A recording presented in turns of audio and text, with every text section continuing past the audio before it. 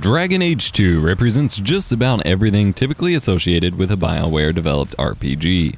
Compelling stories, well-developed and interesting characters, witty banter that makes you just want to stand there and listen to it all day, lots of player choice and freedom, and more side quests than you'll ever know what to do with. But this also means it came with its own fair share of bugs, glitches, graphic mishaps, and low performance.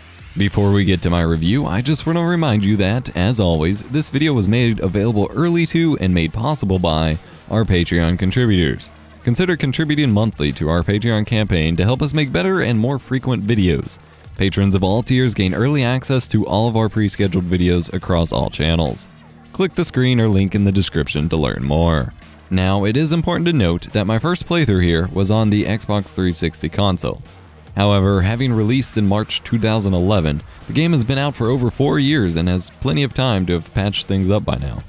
Overall, I loved it. My 20-something hour playthrough of Dragon Age 2 is easily something that helped me get through my last year of university classes. I felt a certain pull to play, something that I hadn't felt in a while.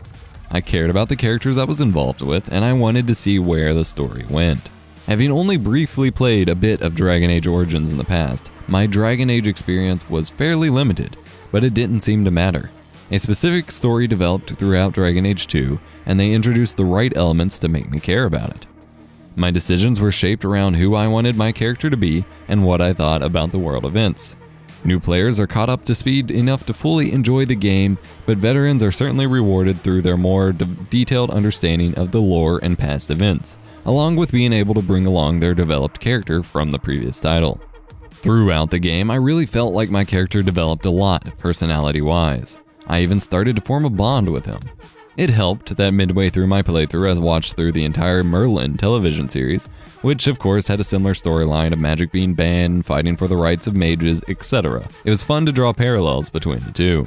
Even the way the other characters in the world reacted to me was impacted fairly significantly by my actions and choices. For the most part, it felt pretty natural. At least if you ignore the fact that characters never actually left my party or turned against me unless it was a major story point. That got kind of weird when I reached the last major point in the story and suddenly half my party options were completely cut out. In terms of combat mechanics, I never felt like I went anywhere with my character. Combat never got any more challenging as long as I continued to use my skill points upon leveling up. I was always super overpowered in combat, and having a good party behind me made things even easier. Only right at the end did I ever struggle with battles. I only had a few deaths throughout the whole game, and they were all within the last 2 to 3 hours-ish of gameplay. With that, I also never found any gear that I liked.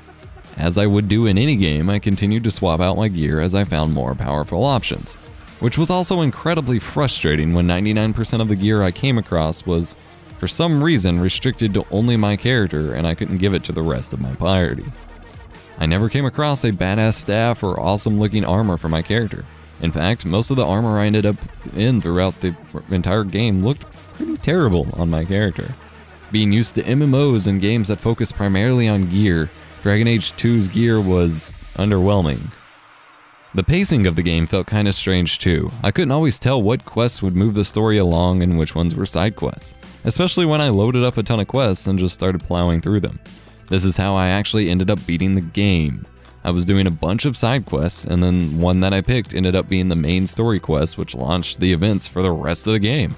It came out of nowhere. Obviously these games are years apart, but The Witcher 3 actually handles this perfectly. I haven't played Dragon Age Inquisition yet, but hopefully it accounts for this as well. Again, I was playing on the peasant console Xbox 360, but there were tons of bugs, quests that I could literally never complete because they totally bugged out, graphical glitches all over the place, and overall poor performance throughout the entire game. Frame rates were the first thing to go during big battles and lots of loading times.